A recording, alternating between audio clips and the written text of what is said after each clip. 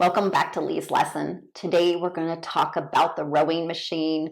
It is one of the favorite types of machines used in a POTS exercise program, and mainly because it is in that famous recumbent position. So we know how important that is. We have to do any cardio, we start in a recumbent position. The rowing machine is a challenging machine compared to a bike. For some people, it's one they kind of progress to. Other people who are maybe more activity tolerant will start off and can do the rowing machine. We will talk about technique because it is really important.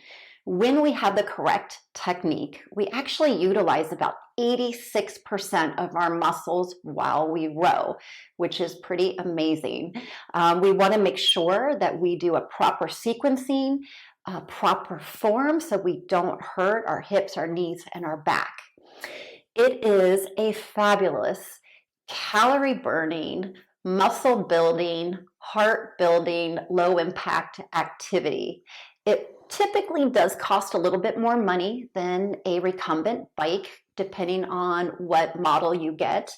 And you can see it does take more space than some recumbent bikes. So that's something you might want to consider. When you set yourself up on a rowing machine, you have your foot platform. You want to make sure that when you adjust that foot platform, that the strap, when tight, goes around the balls of your feet. Then you know that you have the platform adjusted in the right position. You grab the rower handles.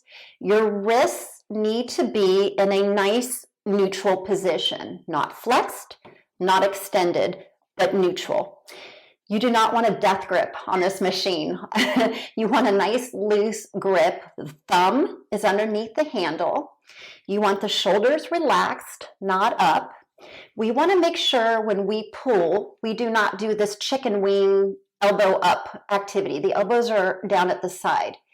And we start with our knees bent, the seat is forward, our arms are out, and our elbows are out in front of our knees.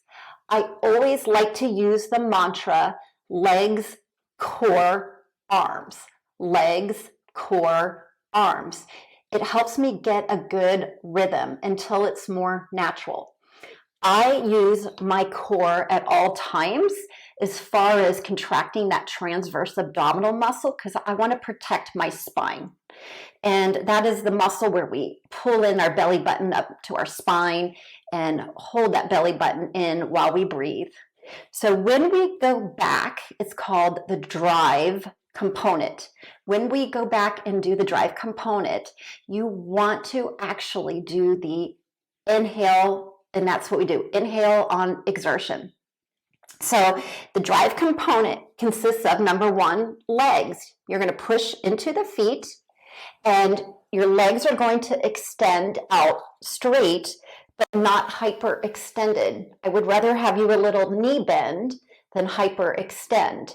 So the legs go first. So it's just a push out with the legs. The core is the second part. When I say core, remember everything still stays tight. We go from an 11 o'clock position back to a 1 o'clock position. That is not coming from my spine. It's actually the movement coming from my hips. So my hips are here and they are moving from 11 to a 1, 11 to a 1. If your back is doing it, it's going to be bending and arching and you're going to hurt your back. So my legs, my core, remember no chicken arms, fingers are relaxed. My arms, the chest height, pull back.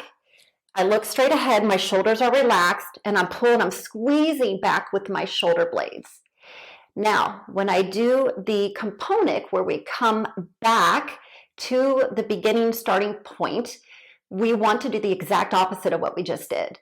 So instead of legs, core, arms, it's going to be arms, core, legs. Legs, core, arms, arms, core, legs. And it is okay to do this slowly when you're first starting. I actually prefer to do it slowly, and sometimes I even break the components down, and maybe I just do the legs. I keep everything nice and tight, and that might be a great starting point. And then you can do legs, core, legs, core. And then when you get comfortable with that, then you add all 3 components to it. Okay, so that's the rowing machine. I hope you learned something new about it. Again, if you have never tried rowing, you may want to try it out somewhere first to make sure it is the right piece of equipment for you. All right, have a great day. I'll talk to you later. Bye.